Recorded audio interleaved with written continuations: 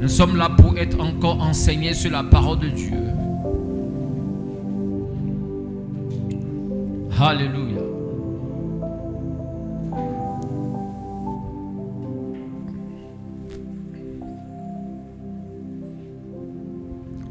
Prends ta Bible, prends ton carnet de notes et chuchote au Saint-Esprit de t'aider à recevoir de lui, à être éclairé dans le nom puissant de Jésus.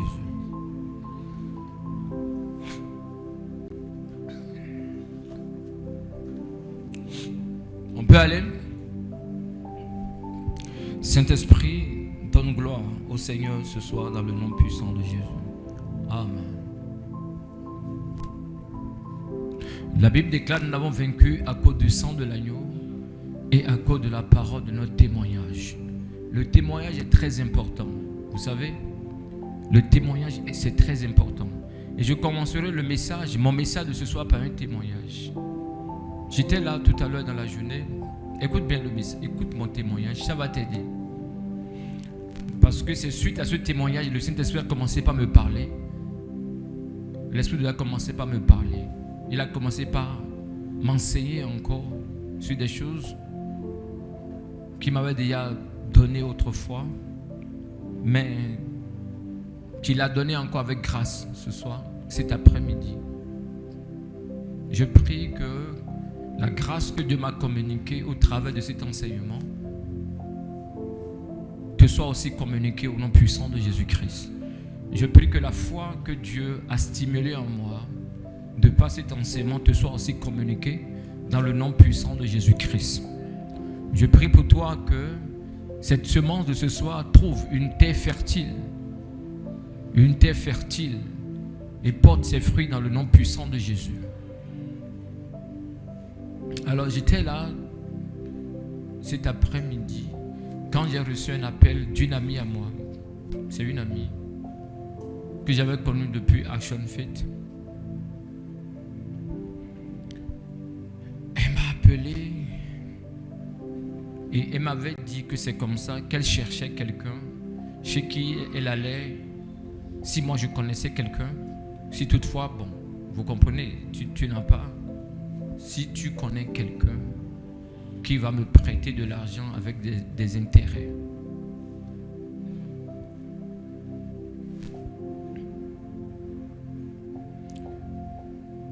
Bon, à la connaître, je ne lui ai pas demandé le montant parce que c'est quelqu'un qui est multimillionnaire. Donc je sais que elle veut beaucoup. Donc je ne lui ai pas demandé le montant. En même temps, le Saint-Esprit m'a dit de lui rendre ministère. Écoutez très bien. Et je lui ai dit, ma soeur, écoute, je ne connais pas quelqu'un, mais je me dis que ce n'est pas par hasard que tu m'as appelé. Je sais que Dieu va faire quelque chose.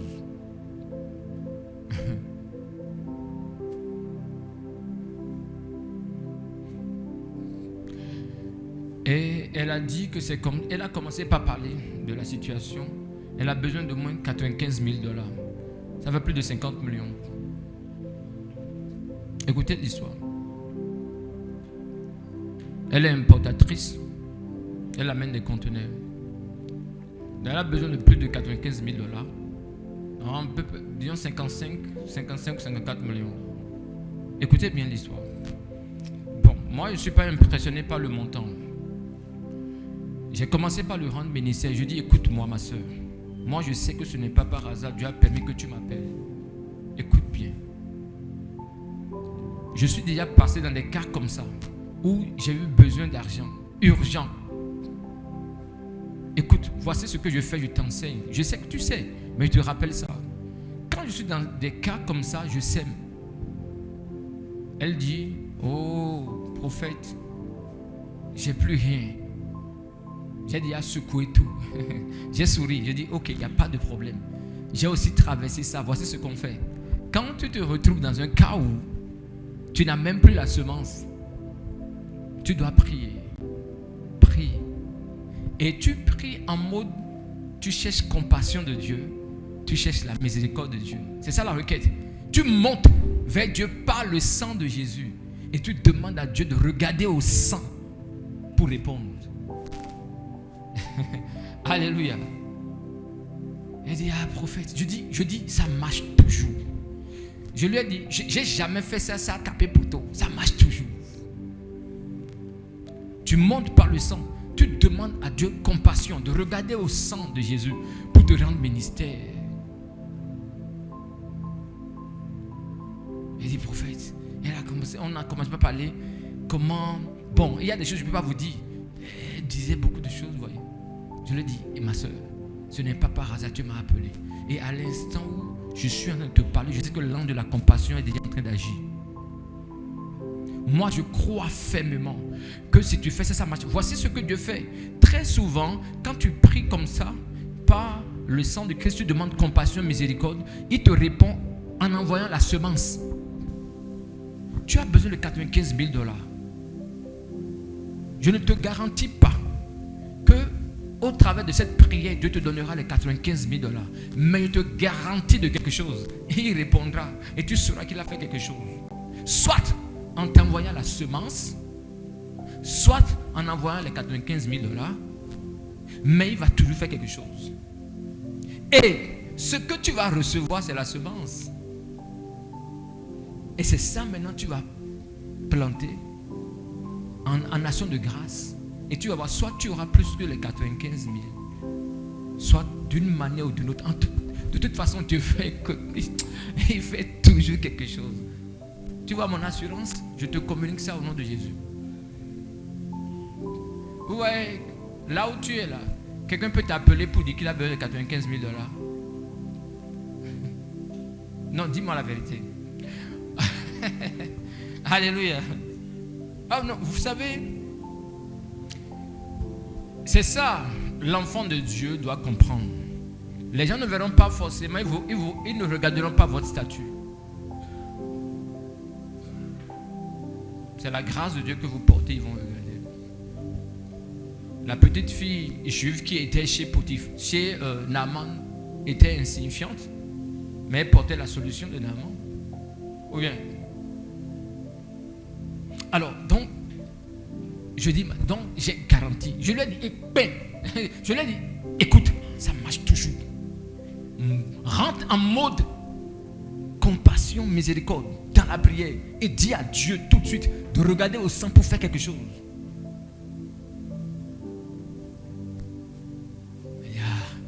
Ok, prophète, ok. Et moi, je vais rester en intention pour toi. Et on s'est laissé.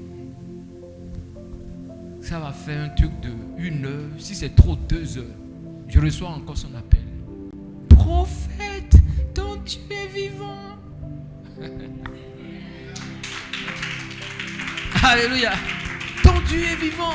Prophète, devine quoi? Le fournisseur a dit qu'il prend tout en charge.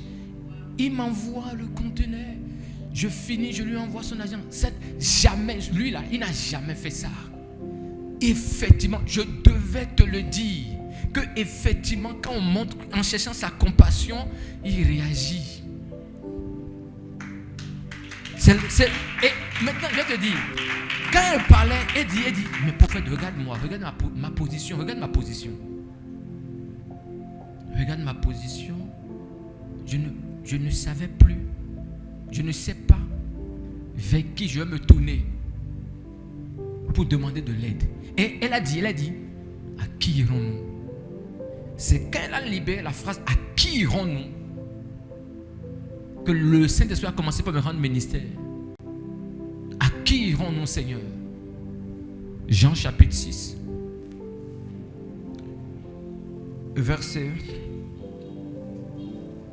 68. Elle a dit, à qui irons-nous? Elle dit, prophète, tu t'imagines, c'est moi j'aide les gens. C'est nous, on est source de bénédiction pour les autres. C'est nous, on aide les autres. Donc, si je me tourne vers quelqu'un, les gens ne vont pas comprendre que j'ai besoin de ça. Et j'étais l'esprit de m'a tourné vers toi. Alléluia. À qui irais-je? À qui irais-je? Et à l'heure où je te parle, c'est déjà conclu. Je lui ai pardonné 95 000 $. Vous savez ce qu'elle a dit dans mes oreilles? Prophète, tu m'as donné plus que ce que je cherchais.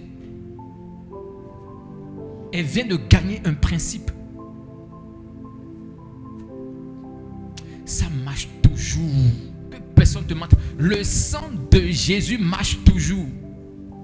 Quand tu montes, tu dis Seigneur, égale l'alliance. Pas l'alliance, c'est le sang. Regarde, il dit voici le sang de l'alliance. Donc, quand on parle du sang de Jésus, c'est l'alliance. Regarde au sang pour me faire grâce. Regarde au sang pour me faire miséricorde. Je ne vais jamais oublier ce que je lui ai dit cet après-midi. Je dis, toi, dans ton cas, je sais que tu ne veux pas gaspiller l'argent. Je te connais, je sais ce que tu veux faire. Et je sais comment tu dépenses dans les choses de l'église. Je sais. Et je sais. Il va te répondre. Et l'Esprit de Dieu m'avait communiqué l'esprit de la foi quand je lui parlais. Moi-même, je ne savais pas ce qui m'a pris. Je lui ai garanti que ça marche toujours. Et elle aura forcément un résultat. Ça m'a tellement fait du bien cet après-midi. Je me suis dit, mais voilà ce qu'on dit. Les gens vont penser comment? Mais la chose, ça marche. Ça marche. Ça marche. Elle a dit, à qui irons-nous? À qui irons-nous? Parce qu'elle est servante. Vous comprenez, elle est servante de Dieu. Donc, à qui irons-nous? J'ai compris cette phrase m'a giflé. Parce qu'effectivement, nous les pasteurs, quand on a des problèmes, là, on se tourne vers qui? Qui pense que nous on a un problème? Les gens ne veulent même pas nous écouter, pensent que nous on n'a jamais de problème. Les gens pensent qu'on n'a pas de problème. Elle a dit, à qui irons-nous? En fait, c'est toi et moi là. Quand on a un problème là, on va se tourner vers qui? Se tourner vers un ami. Tu demandes 95 000 $ avec intérêt. Vous voyez comment Dieu est intervenu? 95 000 $, ça fait combien en CFA? Combien? 57 millions. Je prie aussi pour toi, pour que quand les gens auront besoin de 57 millions, qu'ils se tournent vers toi. Je lui ai pas donné les 57 millions, mais je lui ai donné plus que ça. À peine 1h30. Elle me rappelle. Elle a crié, prophète, ton Dieu est vivant. Et le fournisseur a tout pris en charge. Il dit, ok, je t'envoie ça. Quand tu vas finir, envoie. Elle m'a dit que selon le protocole, qu'il ne fait jamais ça. Qu'elle a compris que c'était la miséricorde de Dieu qui est vraiment intervenue. Parce que quand elle a raccroché, elle a mis en application l'instruction qu'on lui a donnée. Mais qu'est-ce qui me donne moi cette garantie? Qu'est-ce qui m'a donné cette foi, cette conviction, cette assurance? C'est la parole de Dieu. C'est la parole de Dieu qui m'a donné cette assurance. Voilà. Ça fait 54 187 500. Tu es parti sur Internet, c'est ça? Ok. Hein? Amen. Est-ce que vous m'entendez? Elle a bien dit, tu m'as donné plus que 95 000 $ cet après-midi. Tu m'as donné plus que ça. Parce qu'elle a gagné un principe. À qui irons-nous? Vous savez ce que ça veut dire, à qui irons-nous? Alors je t'explique un peu à qui irons-nous. Regardons un peu le contexte dans lequel ils ont sorti, vous voyez cette phrase en Jean chapitre 6, verset 68. Nous voyons déjà au niveau du verset 66, la Bible nous fait comprendre que Jésus-Christ a prêché. Et le langage qu'il a utilisé était tellement difficile qu'il a perdu plus de 5000 personnes à la suite d'une prédication. N'oubliez pas, il avait déjà nourri 5000 hommes, sans compter les enfants et les femmes. Vous êtes d'accord? Et donc c'est au milieu de cette foule de 12 000 personnes minimum, parce qu'on n'a pas compté les femmes et les enfants. Donc si on compte les femmes et les enfants, ils iront à même plus que 12 000. C'est au milieu de cette foule de plus de 12 000 personnes qu'il venait de nourrir. Il a prêché, vous voyez, la révélation de la Sainte Seine. De manger son corps. La Bible dit que c'était difficile pour eux, ils sont partis. Eux tous sont partis. De 12 000, de plus de 15 000 personnes, il n'y avait que 12 disciples qui restaient. Et il a posé une question au 65. Et vous, vas-y, 65. Il dit, verset 67 plutôt. Non, oui, c'est 67. Il dit, Jésus donc dit aux 12, et vous, ne voulez-vous pas aussi vous en aller? Et Pierre répondit, Seigneur, à qui irons-nous? Tu as les paroles de la vie éternelle. Alors je t'explique ce que ça veut dire. Beaucoup de personnes viennent à dire à qui irons-nous. À qui irons-nous? Ça veut dire, j'ai déjà cherché, scanné, j'ai vu tous ceux qui sont là. Je ne peux pas aller là-bas. Il n'y a personne. À qui irons-nous veut dire, il n'y a personne. C'est-à-dire, j'ai personne. Beaucoup de personnes dans la masse chrétienne viennent à dire à qui irons-nous. Je vais me tourner vers où je ne sais pas. Où mettre la tête, je ne sais pas. À qui irons-nous? À qui irons-nous? Dans la masse chrétienne, il se pourrait que tu te dises ça. Tu regardes dans tes amis, tu ne trouves personne. Tu regardes dans ta famille, tu ne trouves personne. Tu regardes, voyez autour de toi, tu ne trouves personne. Tu dis, ah, à qui irai-je? Comment les choses sont difficiles? À qui irai-je? Où est-ce que je vais tourner la tête pour trouver solution? Je prie pour toi. Le jour où Dieu va mettre ton image dans le cœur, qu'il trouve ce qu'il cherche au nom puissant de Jésus. Vous voyez, regardez, elle a dit, à qui irons-nous? C'était casse-tête pour elle. 95 000 $, ce n'est pas 1000 francs. Elle était prête à prêter les 95 000 $ cet après-midi avec intérêt. Tu m'entends? Et Dieu lui a dit de m'appeler. Elle ne m'appelait pas pour recevoir une parole. Non. Pour que je lui prête ça. Alléluia. Est-ce que vous m'entendez? À qui irons-nous? Donc elle a dit, regardez, elle a scanné, mais où est-ce que je vais me tourner? Maintenant, on dit, tu as les paroles de la vie. À qui irons-nous? Et les apôtres, quand ils se sont tournés vers Jésus, ils n'ont pas dit, tu as l'argent de la vie. Parce que, regardez comment je comprends à qui irons-nous autrement. À qui irons-nous? C'est que je traverse un moment où j'ai plus personne. J'ai plus quelqu'un vers qui je peux me tourner pour trouver ce que je veux.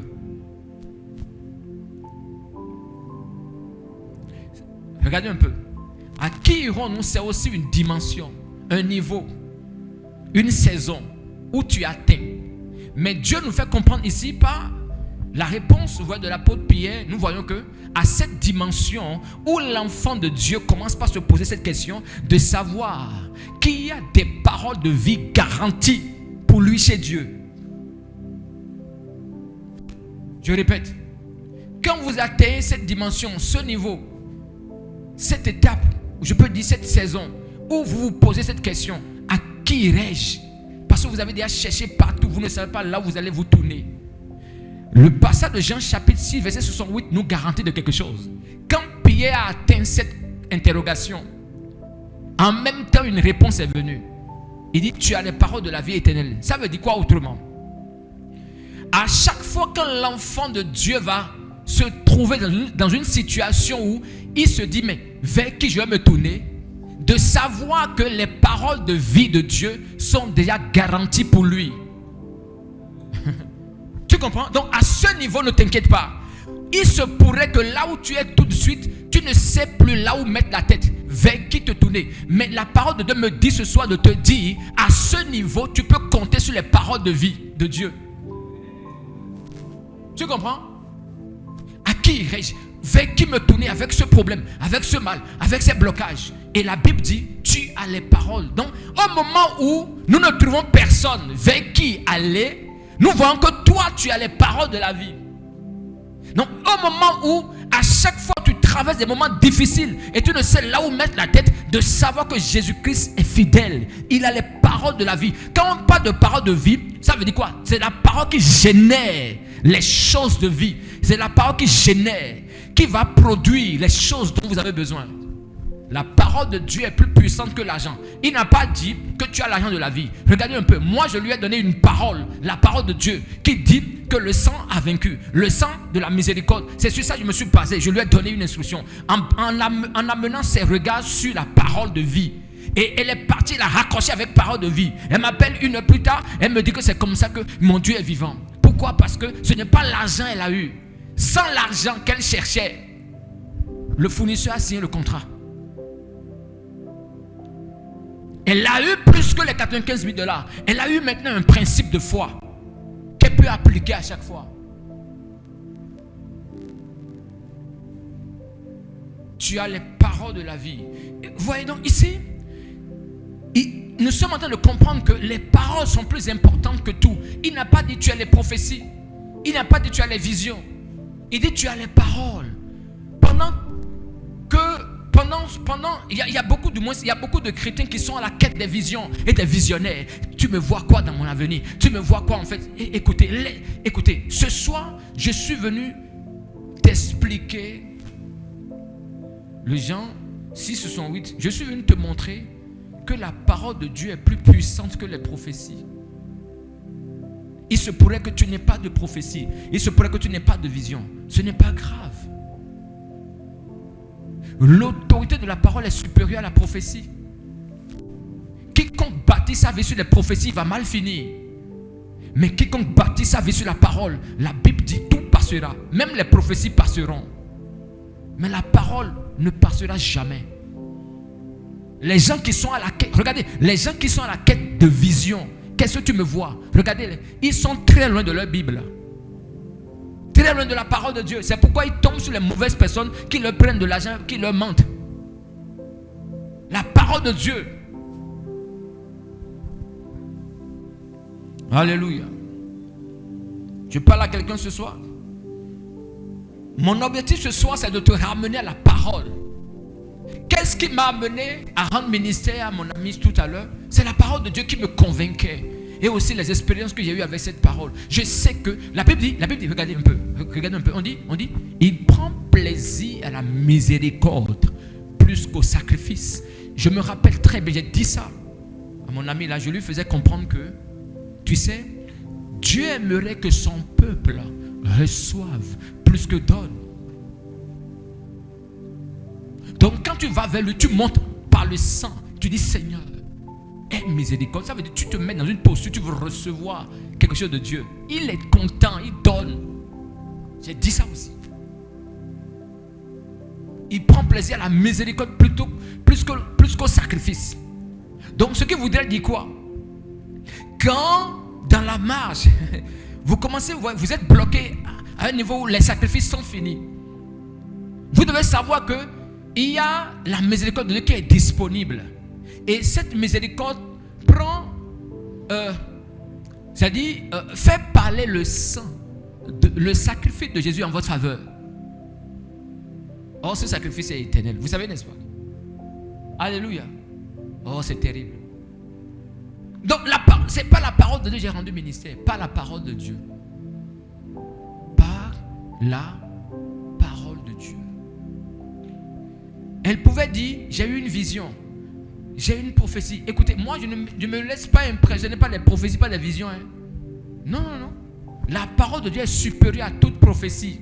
Tu peux rêver. Tu peux avoir... Un prophète peut te dire, tu ne réussiras pas. Oh, ça là, c'est pas fait pour ça. Écoute, la parole de Dieu est plus solide que toute prophétie. Ne bâtissez pas vos vies sur des visions. Parce qu'il y a des gens, eux, ils aiment tellement, eux-mêmes, ils ne vont pas. Mais ils disent que non, j'envoie mon nom, on n'a qu'à regarder des choses. Et vous ne savez pas que c'est des portes sataniques que vous ouvrez sur vous. À moins que ce soit un vrai homme de Dieu qui a des visions pour vous. Et peu importe les visions qu'on a sur vous, s'il vous plaît, la parole de Dieu est plus solide que vision. Tu m'entends? On a vu dans la Bible des gens qui ont eu prophétie. Et ça ne s'est pas réalisé. Au travers de grands prophètes encore. Il a reçu un appel bizarre qui l'a bouleversé. Et il a prié pour moi. Hein. Tellement il était content, il a prié pour moi. Il a prié pour moi.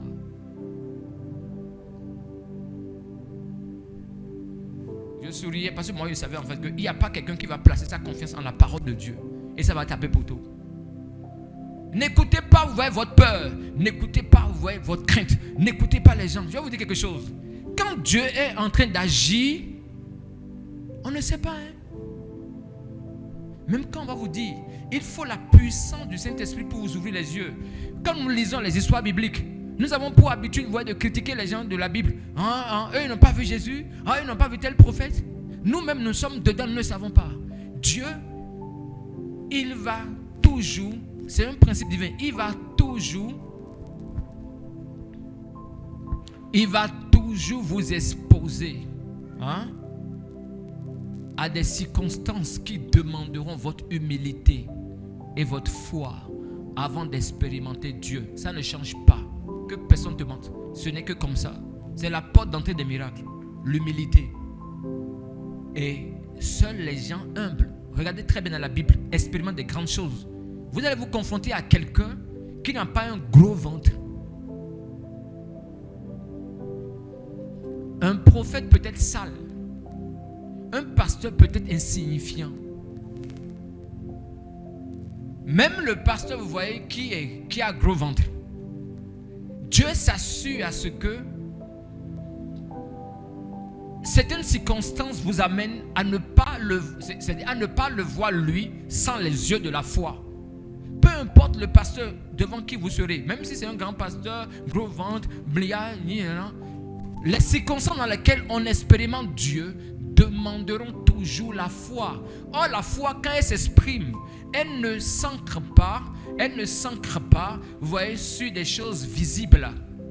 Elle ne regarde pas, la foi ne regarde pas, vous voyez, la taille, ne regarde pas, vous voyez, à la réputation de l'homme de Dieu. La foi ne regarde pas, vous voyez, à la forme de l'homme de Dieu. Ne regarde pas la taille de l'église.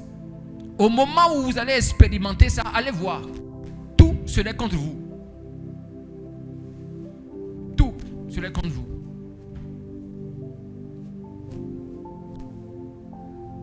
Je vous assure, c'est le moment d'expérimenter la foi.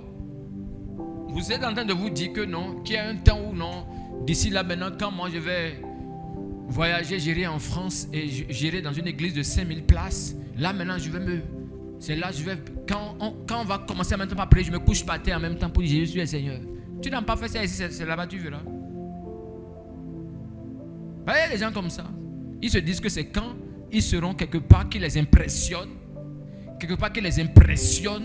qui vont se donner fidèlement. Or, la Bible dit, tu n'as pas été fidèle dans les petites choses. Dans les petites choses, qui va te confier de plus grandes? Donc, Dieu ne te donnera jamais plus grand. Quand tu, en face du petit, tu n'as pas été fidèle, Dieu ne te permettra pas aussi que le grand vienne. Et quand par un miracle, tu te trouves dans le grand, Dieu n'a pas vu. Le Dieu qui répond au Bénin, c'est le même Dieu qui répond, vous voyez, en France. Et nous sommes membres d'un seul corps. Le corps de Christ au Bénin n'est pas différent du corps de Christ en France, n'est pas différent du corps de Christ à Lomé, n'est pas différent du corps de Christ aux États-Unis. Alléluia. Est-ce que vous m'entendez? Je dis ça pour que vous compreniez que partout où le nom de Dieu est invoqué, Dieu est là. La Bible dit, là où 2 ou 3 s'assemblent en son nom, il est là. Donc ce n'est pas dit que vous devez forcément, vous voyez, attendre de réussir d'abord avant de commencer par vous donner. C'est maintenant il faut se donner. Parce que si vous ne vous donnez pas, comment vous allez rentrer dans de plus grands? Je ne suis pas là pour ça, mais c'est une parenthèse. Alléluia.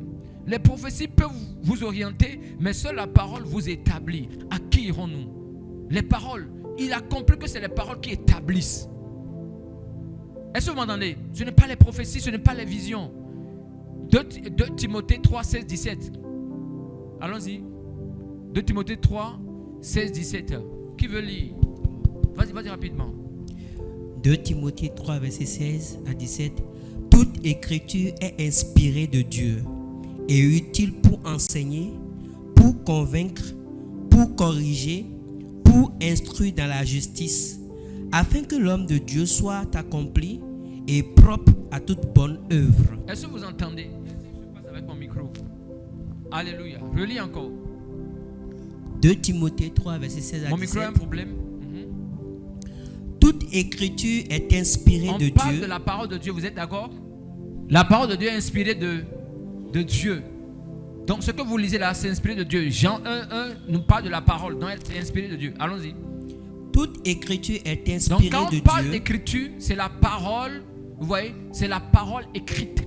La parole de Dieu écrite. Toute parole de Dieu n'est pas forcément écrite. Mais la parole de Dieu qui est écrite est inspirée de Dieu. Vous comprenez maintenant? On peut aller? Vas-y. Toute écriture est inspirée de Dieu et utile pour enseigner, enseigner, pour convaincre. C'est ça qui donne la conviction. Pour corriger. C'est ça qui vous corrige. Pour instruire dans la justice. Pour instruire dans la justice. Voilà. Afin voilà, que voilà. l'homme de Dieu soit accompli et propre à toute bonne œuvre. La parole, c'est la parole qui t'amène à être un homme ou une femme accompli. C'est vide que vous ressentez en vous. Je me sens vide. Je ne sais pas là où mettre la tête. Il vous manque la parole. C'est la parole qui vous manque. C'est la parole qui rend l'homme accompli. Ce n'est pas l'argent. Vous allez courir derrière l'argent. Vous allez courir derrière les biens de ce monde. Vous allez voir que le jour où vous les aurez là, il y a toujours un autre challenge. Il y a toujours d'autres défis qui vont vous amener encore à courir. Et on va de course en course. Beaucoup de personnes ont fait ça. Ils n'ont jamais la paix. Jamais. Ils ont toujours le sentiment de non-accomplissement. C'est la parole de Dieu qui te donne le sentiment d'accomplissement. Qu'est-ce qu'on appelle ce sentiment de non-accomplissement? C'est défini comme étant quelqu'un qui se dit, il y a encore quelque chose à faire pour que je sois à l'aise. Il y a encore quelque chose à faire. Ils se disent toujours, ils ne savent même pas ce qu'il y a à faire. Ils se disent toujours, ils vont passer une bonne relation, que Dieu leur envoie un antillais.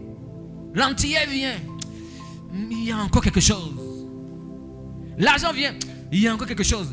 Écoutez, cette place ne peut jamais être occupée par les choses de ce monde. C'est la parole de Dieu qui doit occuper cette place. Est-ce que vous m'entendez? Ce sentiment de non-accomplissement, c'est ce sentiment qui a amené beaucoup de personnes à faire de n'importe quoi. À penser que c'est une relation, à penser que vous voyez c'est un mariage. C'est bien les relations, c'est très bien le mariage. Mais ce n'est pas ça qui te donne l'accomplissement. Alléluia. Si tu n'arrives pas à être accompli par la parole de Dieu, si tu ne trouves pas ton accomplissement avec la parole de Dieu, écoute mon français, aucune relation ne peut te satisfaire. Tu seras voir une crise dans le ménage, une crise, un problème dans le ménage. Parce que écoutez, Dieu ne t'a pas satisfait, c'est un homme qui va te satisfaire. Dieu ne t'a pas satisfait et c'est un homme qui va te satisfaire. Jamais, ce n'est pas possible. C'est pourquoi on vous demande de vous cramponner, vous voyez, à Dieu. Cherchez à connaître Dieu avant de penser mariage.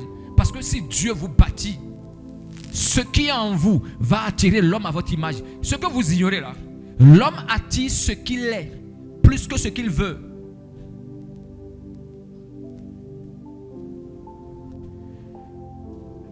Thessaloniciens chapitre 5 verset 20-21. Je ne peux pas tout dire, je vais sauter pour qu'on aille rapidement. 1 Thessaloniciens 5 verset 20 à 21. Ne méprisez pas les prophéties, mais examinez toutes choses. Retenez ce qui est bon. Vous voyez, les prophéties ne sont pas mauvaises. Moi, je suis un prophète. Je sors beaucoup de prophéties ici. Les prophéties vous orientent, mais ce n'est pas ça qui est établi. Vous devez savoir que les prophéties sont quoi? Les prophéties aussi sont soumises à l'autorité de la parole. Seule la parole de Dieu a une autorité suprême.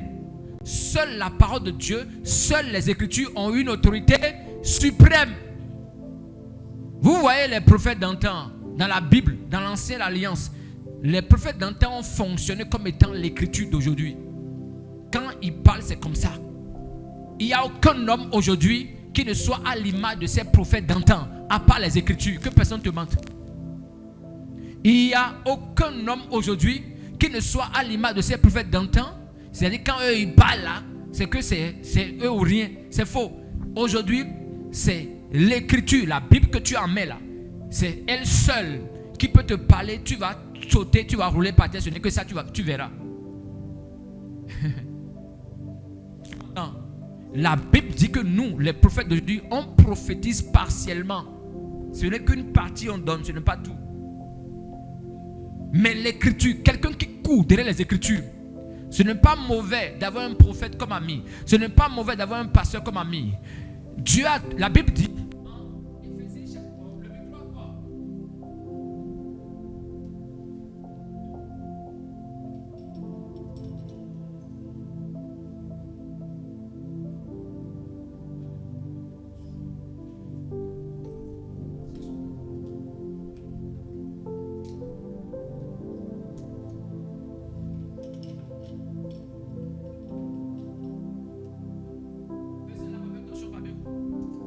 Amen. Regardez un peu. La Bible dit que Dieu a donné les dons ministériels pour le perfectionnement. Prends ça, c'est ça. Prends. Dieu a donné les dons pour le perfectionnement des saints. Perfectionnement des saints, ça veut dire que le pasteur, le prophète, l'apôtre, le docteur, qui est encore l'évangéliste, la Bible c'est pour le perfectionnement des saints.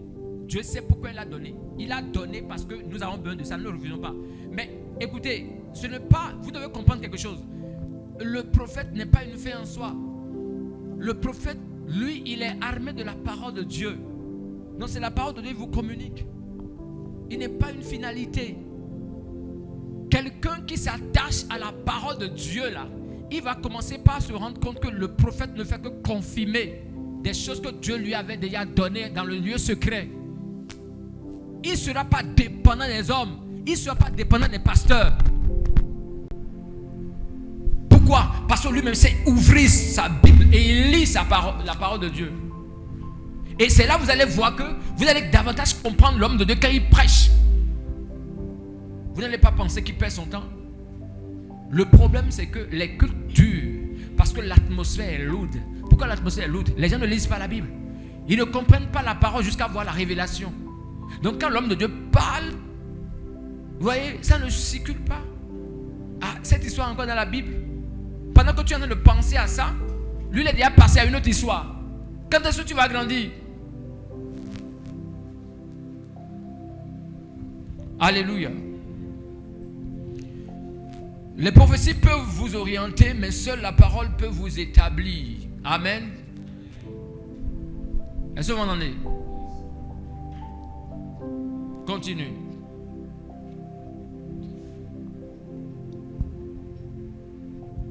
Voilà.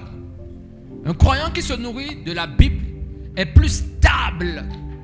Est plus stable. Il est plus stable qu'un croyant qui ne cherche que des révélations, qui ne cherche que des prophéties, qui ne cherche que des visions. Qu'est-ce que vous me voyez? Humble vision. Vision. Alléluia. Amen. Est-ce que vous savez que Dieu même dit en Joël 2 qu'il va donner des visions? Il a dit ça, non? Il a dit qu'il va donner des visions, non? Ou bien, c'est mauvais la vision? Non, ça fait partie des dons.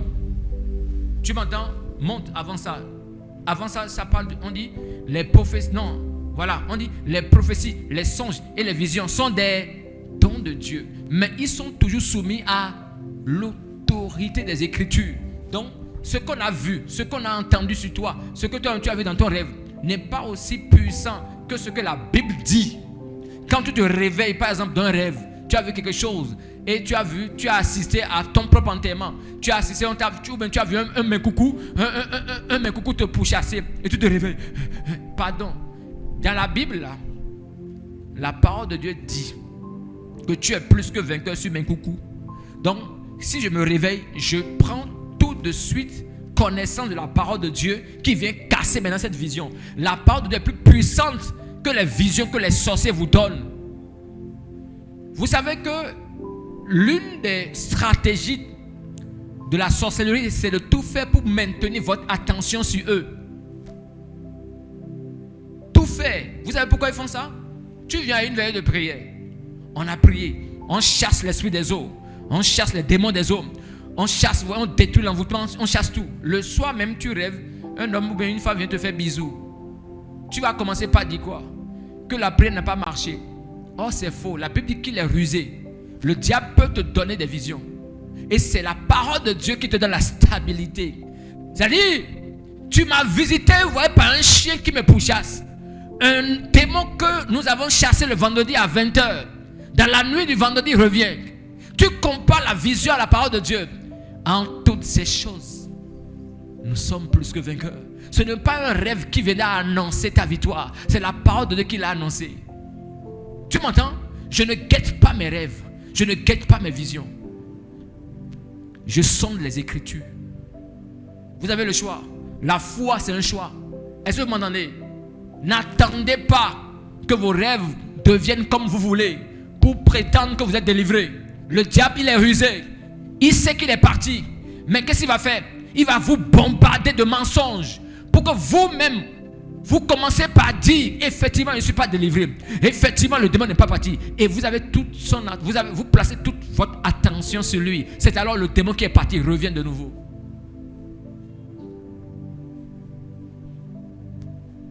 Alléluia. Je parle à quelqu'un? Tu m'entends? Tu te réveilles. Est-ce que la parole de Dieu dit que c'est comme ça? On dit, je t'ai fiancé à un seul époux comme une vierge pure. C'est pas ce que la parole de Dieu dit. Quand tu te réveilles, tu dis, en tout cas, il est écrit. En tout cas. Et en même temps, le diable commence à faire comme ça. Alléluia. En tout cas, il est écrit. Peu importe ce que vous projetez dans mes rêves, peu importe les prophéties qu'on vient m'annoncer physiquement, comme je ne sais quoi. Même un ange, l'apôtre Paul est parti jusqu'à dire, le jour, un ange va vous apparaître pour annoncer autre chose que l'évangile de la grâce. Il dit anathème. Que Satan soit maudit. Vous voyez ce que le gars a dit. Il dit que là où il a atteint, la dimension dans laquelle il est là, même si un ange apparaissait devant lui pour dire je suis un ange, il vous prêche autre chose que l'évangile de la grâce. Il dit anathème, qu'il soit maudit. Or, les gens aujourd'hui sont en train de dire des choses quoi? Ils disent des choses qu'un ange leur a dit. D'autres disent non, j'ai eu une apparition angélique. Et c'est comme ça, ben non,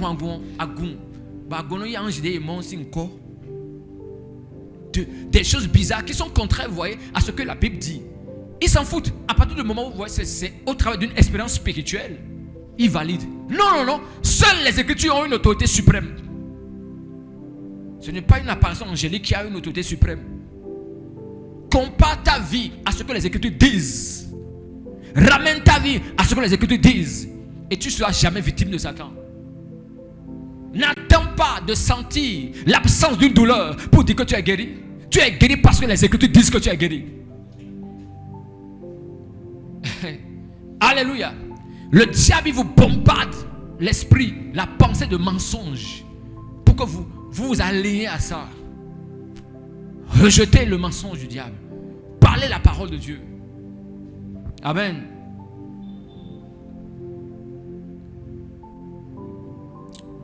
Apocalypse chapitre 10, verset 8 à 11. Je lis rapidement.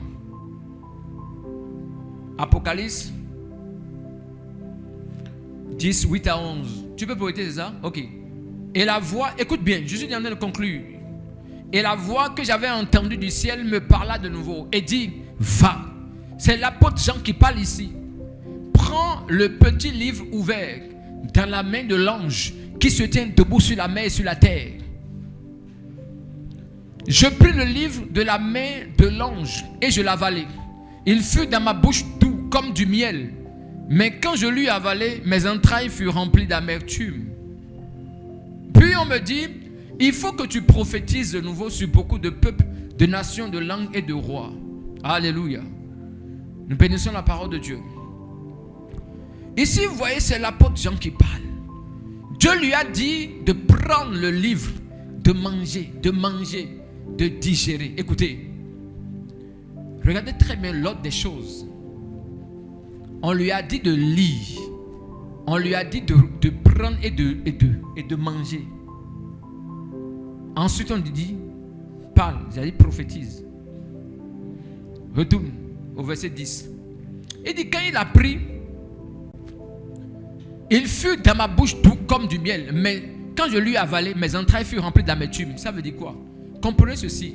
La parole de Dieu, quand on vous prêche ça, quand vous lisez la parole de Dieu, quand vous allez à la Bible, vous lisez, vous allez peut-être voir tout de suite, oui, quand vous lisez, c'est bien, c'est intéressant, mais dans l'application, souvent, c'est pas aussi aisé, c'est pas facile. C'est pas facile. Alléluia. Ce n'est pas facile quand vous allez commencer par vouloir épouser la parole. Parce que ici, nous sommes dans la dimension, ce n'est pas une lecture, mais c'est une digestion. Là, tu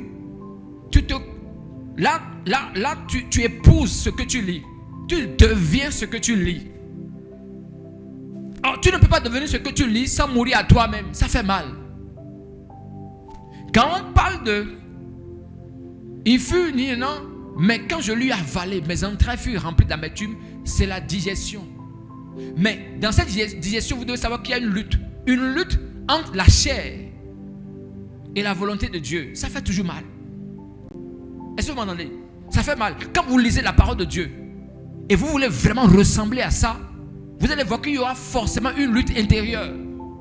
Ah donc je vais tout laisser pour faire ça? Je peux confier ma vie à ça?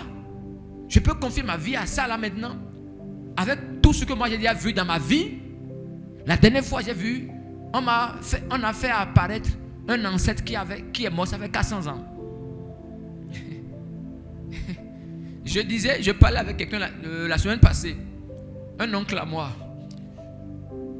Il dit, écoute, on a envie de laisser ces choses, hein, mais on a peur. Je dis, vous avez peur de quoi?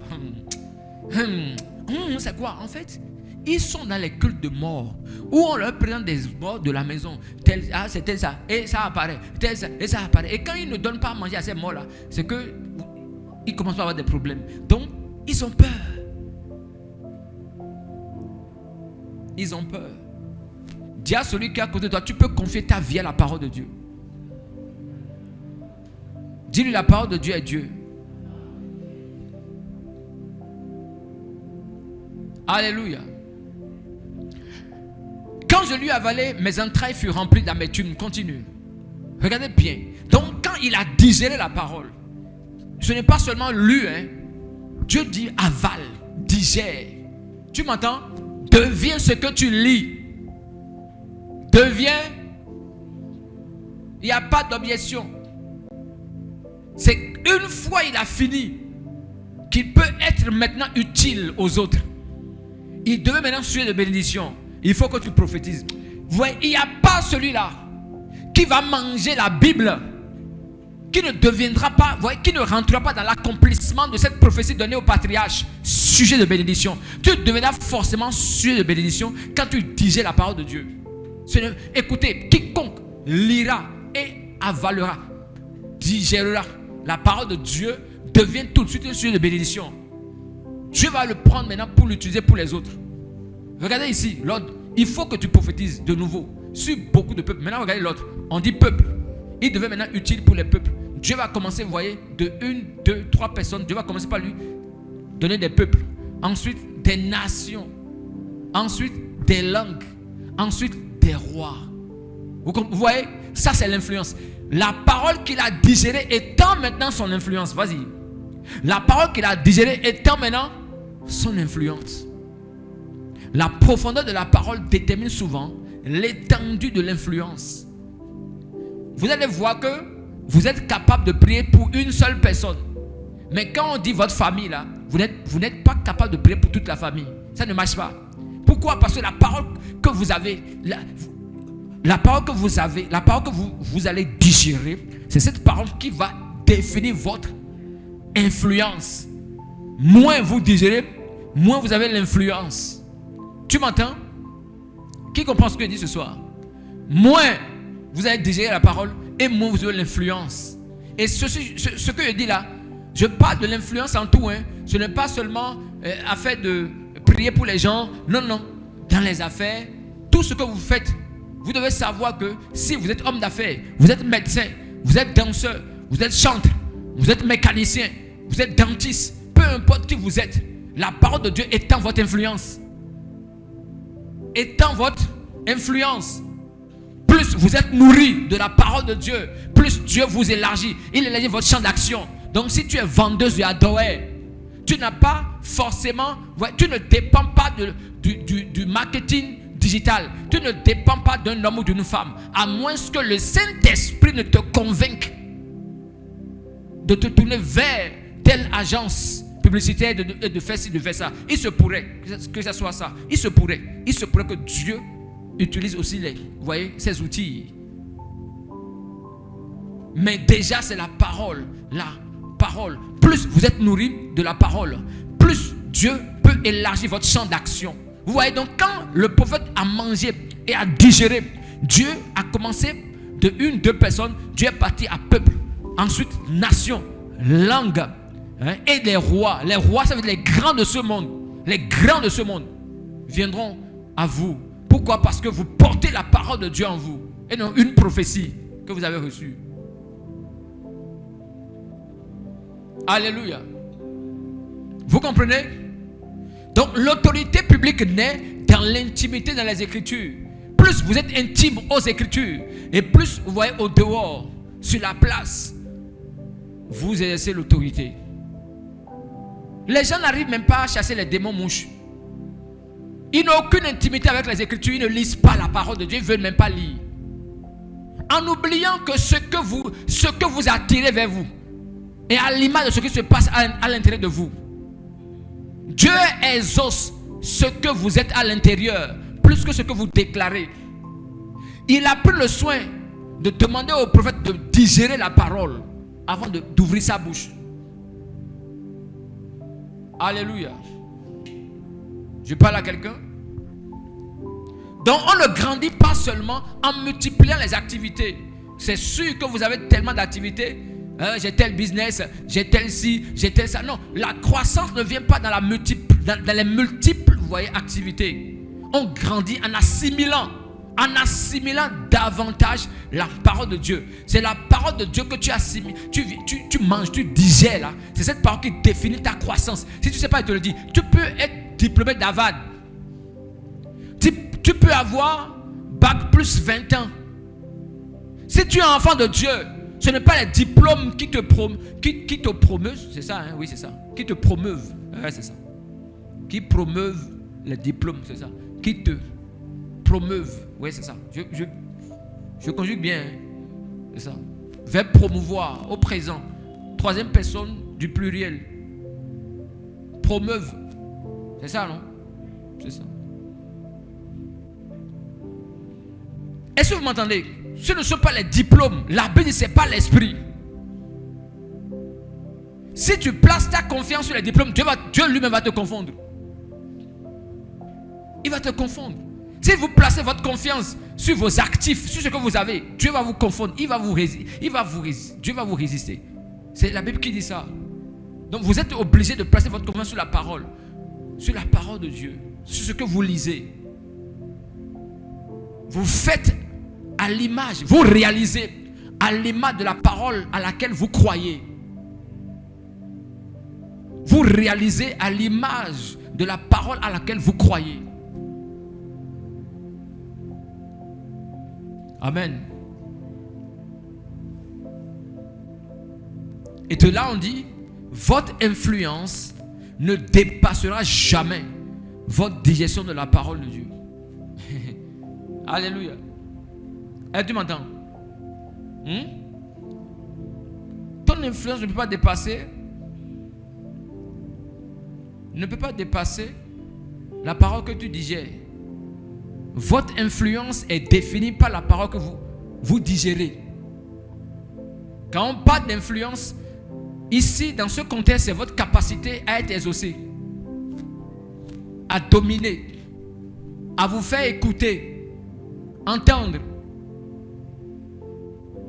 Tu vois un peu ce que je dis?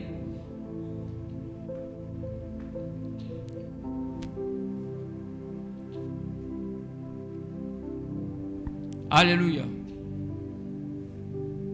Lisons ce passage. Nous sommes dans le livre de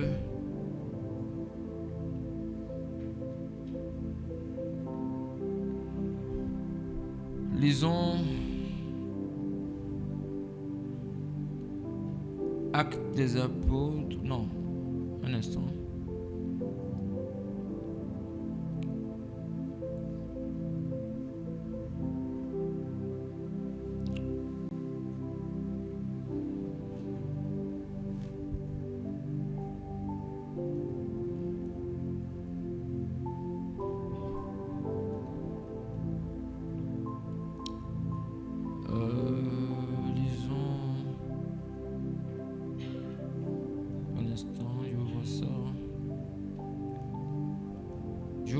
Sur l'apôtre Paul. Ok. Nous sommes dans 2 Timothée 4. 2 Timothée 4, verset 13.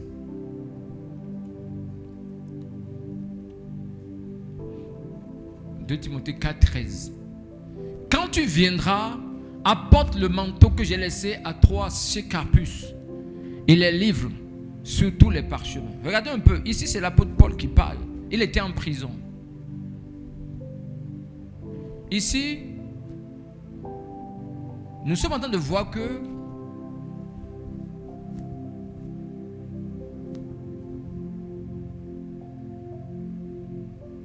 l'apôtre a réclamé ses livres saints. Quand il parle de livres saints, vous devez comprendre que c'est des livres qui contiennent les écritures inspirées de Dieu. Aujourd'hui, nous avons ces écritures au travers du Nouveau Testament. Vous êtes d'accord? Donc, à un moment donné, l'apôtre demande à ce qu'on lui ramène ses livres saints. Regardez la révélation que l'apôtre si a. Regardez comment Dieu l'a utilisé. Mais il demande qu'on lui envoie les livres. Laissez-moi vous dire quelque chose. Il y a des livres qui sont connectés à des saisons de votre vie. J'ai expérimenté cela. Où le Saint-Esprit m'a conduit dans une librairie chrétienne, j'ai payé un livre. Bon nombre de fois, j'ai expérimenté ça. Et j'ai remarqué quoi? Le jour où je paie le livre, très souvent, je suis visité par l'ange du livre. Et dans la semaine, j'expérimente le titre du livre. J'ai déjà payé des livres concernant, vous voyez, miracle. En même temps, le premier jour, j'ai payé, j'ai eu miracle. Grâce, en même temps, grâce. Je vous assure.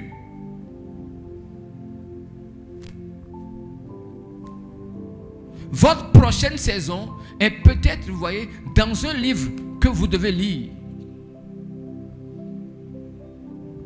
Votre prochaine saison est cachée dans un livre saint, un livre des auteurs chrétiens que vous devez lire. Alléluia. C'est bon? Il dit de ramener ses parchemins. Hein, Nestor? Le combat est facile, hein, Nestor? Oui, le combat est facile. Alléluia. Est-ce que vous m'entendez? À qui irons-nous, Seigneur? Tu as les paroles de la vie. À qui irons-nous? Tu as les paroles de la vie. Donc, il est en train de dire, nous ne pouvons que nous tourner vers les Écritures. Nous ne pouvons que nous tourner vers les Écritures, vers la parole de Dieu.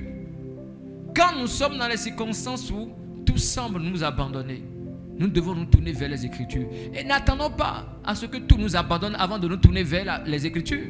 Ou bien? Alléluia.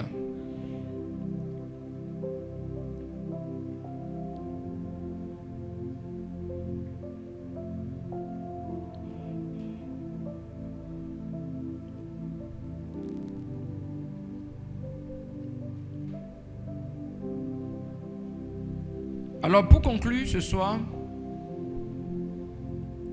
écris ceci. Premier point. La parole de Dieu produit la vie.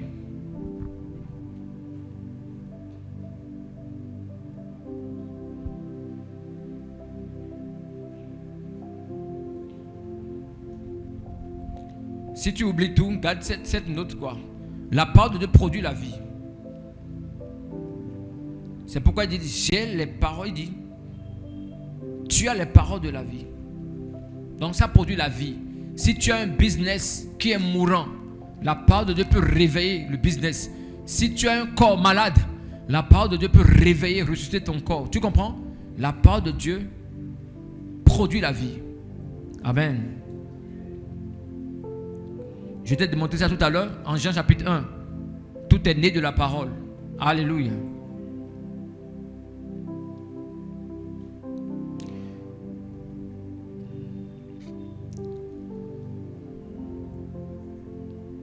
Vous savez, quelqu'un dont la foi est bâtie sur les Écritures, là, hein, il n'est pas dans les sensations. Hein. Il n'est pas dans les sensations. Oh, je sens, non. Il sent où? Il ne sent pas où, il ne rêve pas où. Il sait que la parole de Dieu, là, c'est la parole de Dieu. Il place sa confiance sur la parole de Dieu. Il est inébranlable. Deuxième point de ce soir, Dieu écrit. Je suis en train de te donner des notes. Toc, toc, toc, pour résumer un peu tout ce que j'ai dit. Dieu ne demande pas seulement de lire la parole, mais de la manger.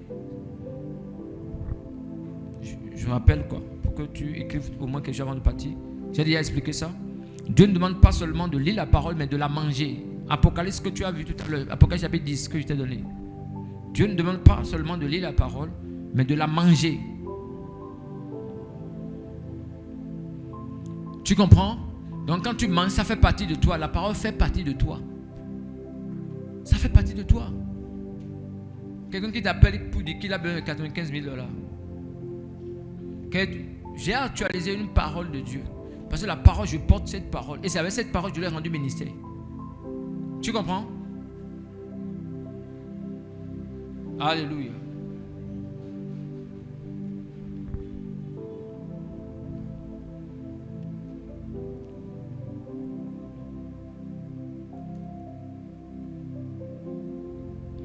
Troisième point. La profondeur de la parole détermine la grandeur de tes œuvres.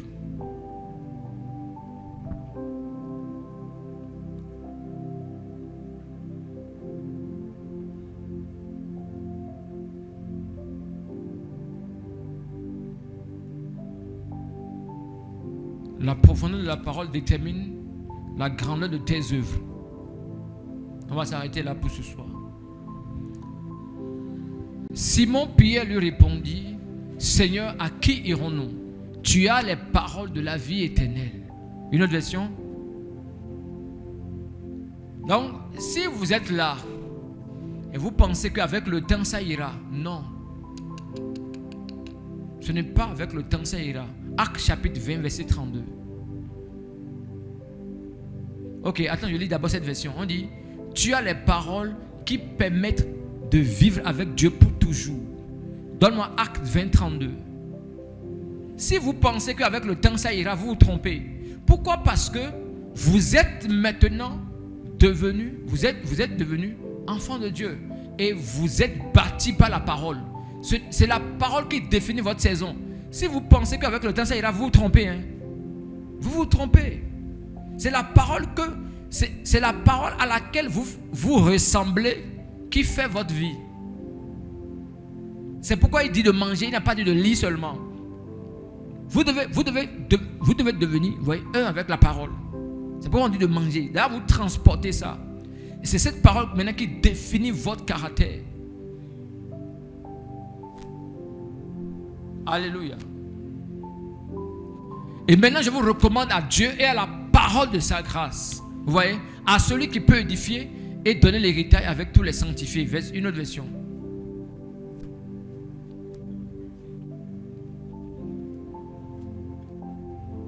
Je dis, votre prochain miracle est peut-être dans un livre. Un livre chrétien que vous devez lire. Ce n'est pas, vous voyez, par hasard, le diable vous empêche de lire la Bible, de lire les livres chrétiens. Ce n'est pas par hasard. C'est parce qu'il sait qu'il y a des miracles dedans. Il y a des saisons. Il y a des saisons prophétiques pour vous qui sont cachées dans ces livres-là. Maintenant, je vous confie à Dieu, à sa parole d'amour. Cette parole a le pouvoir de bâtir votre communauté. Oh, par elle, la parole, Dieu peut donner les bienfaits. Donc, regardez un peu, regardez l'ordre des choses. Il dit, par la parole, Dieu peut donner. Donc, à la vue de la parole à laquelle vous ressemblez, vous avez accès à la bénédiction. Par la parole aussi, Dieu peut donner les bienfaits qu'il réserve à ceux qui lui appartiennent. Tu lui appartiens. Ici, regardez un peu la phrase. Tu lui appartiens. Tu es né de nouveau. Mais tu n'as pas accès à toute la bénédiction. Tu as accès à la bénédiction au prorata de la parole que tu digères. Et oui, c'est comme ça. Ce n'est pas du légalisme, c'est la foi. Si tu crois, tu vas manger la parole. Ta vie est retardée par la parole que tu ne digères pas. Tu digères et tu iras vite. Digérer, c'est quoi? C'est accepter. Accepter, ressembler, appliquer ce que vous lisez. Sinon, tes affaires vont tourner en rond. Jusqu'à ce que vous mangez la parole. Vous devez comprendre avant de quitter ce lieu que votre succès dépend de la parole que vous digérez. Et non, en fait, et non comment je dis, et non de vos relations. Les grands que vous connaissez, ce n'est pas eux qui vont vous aider. Hein. Non. C'est la parole qui te fait. C'est la parole qui te fait. C'est la parole de Dieu qui bâtit votre succès. Vous ne pouvez pas vous détourner de cette parole. Vous devez lire la Bible.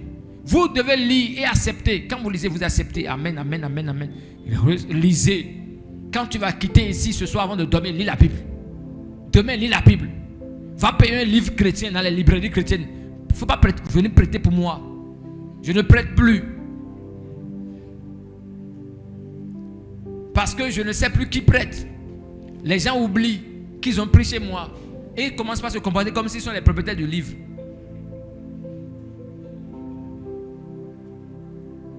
Alléluia. Je vous assure, il y a des traumas qui vont disparaître parce que vous lisez seulement les expériences, vous voyez, des auteurs chrétiens. Ça fait du bien. Vous savez, les expériences ont prouvé que beaucoup de personnes commettent des dégâts parce qu'ils s'ennuient. L'ennui amène des gens, l'ennui amène des gens à vouloir se suicider. L'ennui amène des gens à sortir pour aller vers là où ils ne devaient pas aller. L'ennui les amène à penser à des choses qu'ils ne devraient pas. L'ennui, c'est dangereux. Mais vous imaginez si vous vous occupez pas une lecture. Tu as déjà lu un peu la Bible. Maintenant, tu prends un livre chrétien, tu lis, je t'assure. C'est la meilleure manière par laquelle tu peux passer une saison difficile sans sentir la chaleur. Parce que tu te plonges dans un livre. Tu te plonges dans la lecture. Tu ne sentiras plus tes douleurs. Au contraire, tu vas voir que tu es équipé. Quiconque lit un livre chrétien. Mais quand il parle de livre chrétien, ce n'est pas que les livres, vous voyez, des auteurs chrétiens. C'est aussi les épîtres de Paul. C'est des livres. Lettre aux Éphésiens, c'est un livre. Colosses, c'est un livre. Ouais, au-delà de ça, oui, vous pouvez aussi vous tourner vers les écrivains contemporains. Hein? C'est possible. Je vous assure, ça vous empêche de penser à des choses bizarres. Occupez votre pensée par la parole de Dieu et vous n'allez plus commettre des bêtises. C'est ce que la Bible dit.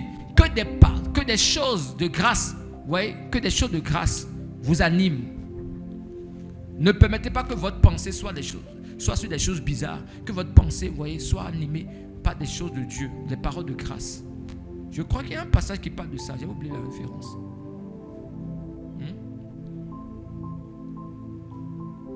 Il dit: à qui irons-nous? À qui irons-nous? C'est une saison où tu ne sais plus là où tu vas mettre la tête. Et à ce niveau, tu mets la tête dans quoi? Dans la parole de vie, dans la Bible, ou au niveau des auteurs chrétiens. C'est tout ce que j'ai amené ce soir. Vous avez compris, c'est ça de développer d'une certaine manière ou d'une autre. Pour que vous compreniez que tout le monde peut passer ce temps là où tu ne sais plus là où tu iras. À qui irons-nous? C'est ce que mon ami tout à l'heure, c'est ça, elle m'a dit. Elle dit: prophète, à qui irons-nous? C'est nous, on aide les gens. Je bénis le Seigneur, vous voyez, pour ce miracle. Ça m'a aidé à comprendre que, oui, la parole de Dieu n'échoue jamais. Est-ce que vous savez que la foi n'a pas de plan B? Qui le sait? Les gens m'ont dit de mettre bâche sur le camp d'Ossa. Je leur ai dit: la parole de Dieu n'a pas de plan B. Si tu mets bâche, ça veut dire que tu te dis que peut-être il y aura la pluie. La dernière fois, vous avez vu la bâche qu'ils ont mise là. Vous avez vu, tout le monde peut rester dans cette bâche. C'est pour les enfants et que c'est contre la rosée. Ce n'est pas affaire de il y aura pluie. Une petite bâche. Je crois que c'était l'année passée. On a mis une petite bâche pour les enfants. Si tu penses que c'est pour nous, on a mis cette bâche là. Nous, on peut rester dedans. Non, est-ce que nous, on peut rester là? On peut rester là. La foi n'a pas de plan B. Seigneur, on refuse. On n'a pas de plan B. Ce n'est que ce qu'on demande là. Quand tu atteins ce niveau, tu es exaucé. Mais quand tu es un pied dedans, bon, au cas où ça va marcher là, est-ce que je ferai là? Ça ne marchera pas. Ça ne marchera pas. Ça ne marchera pas. Écoute, la foi n'a pas de plan B. Tu crois totalement. Tu mets tes deux pieds, ta tête dedans. C'est Dieu ou rien. Mais si tu es un peu, tu pries aujourd'hui avec telle personne, tu fais des courses bizarres. Des courses bizarres, c'est dangereux. Bon, ça ne veut pas dire qu'on croise les bras, hein, c'est pas ce que je veux dire. Hein. Quand tu viens prier à l'église, quand tu sors d'ici, elle va bien travailler. Hein. La foi ne refuse pas de travailler. Hein. C'est pas ce que je dis. Hein. Mais je dis ça n'a pas de plan B. C'est-à-dire que tu ne comptes que sur Dieu. Et c'est en comptant sur Dieu que tu fais tes affaires. Tu ne comptes pas sur autre chose pour aller invoquer autre chose. Alléluia. Tu as compris? Lève-toi, nous allons prier. Père, nous te remercions pour ce soir. Commence par remercier le Seigneur pour ce soir. Je te confie à l'Éternel la parole de sa grâce. Remercie le Seigneur pour ce soir dans le nom puissant de Jésus-Christ. Nous bénissons le Seigneur qui nous a encore rappelé l'utilité de la parole de Dieu. La parole de Dieu a une autorité suprême. La parole de Dieu est plus puissante. La parole de Dieu, elle est supérieure aux prophéties. Est-ce que tu m'entends? L'autorité de la parole peut renverser même une prophétie. Alléluia. Est-ce que vous m'entendez? J'ai dit ça ce soir, non? Je l'ai dit, non? Ce n'est pas le temps de vous démontrer ça. Peut-être prochainement. Alors j'ai envoyé un message dans le groupe. Et j'ai demandé ceux qui aimeraient qu'on continue. Je vois là ceux qui aimeraient qu'on continue ce message que j'ai envoyé. J'ai posé la question.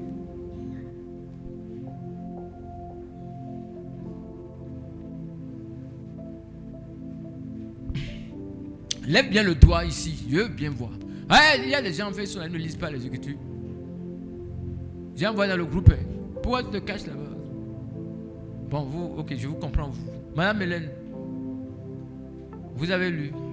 Mais pourquoi vous ne levez pas le doigt? Levez le doigt ceux qui veulent que je continue.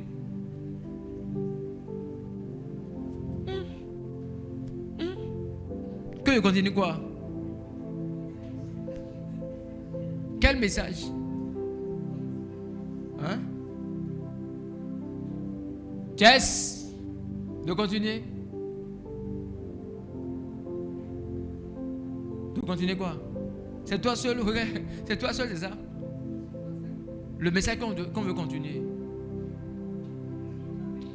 Hein, quel message? Ah, elle a lu vraiment. Charlotte, mais pourquoi tu fais comme ça? Ou bien Agbondi, tu as lu, non? Ou bien, attendez, j'ai pas dit qui a lu le titre. J'ai dit qui a lu le message. Allez lire alors. Ce message va vraiment vous aider. Vous comprenez? Je voulais envoyer la deuxième partie quand Dieu m'a convaincu que beaucoup n'ont pas lu. D'écrire ça là, ils iront lire. Et vous allez voir que c'est quand j'ai écrit ça que certaines personnes vont dire, ah, non, on te répond. J'ai menti. Ah oui, je sais. Je t'ai vu en esprit quand tu bougeais. Hein? Alléluia.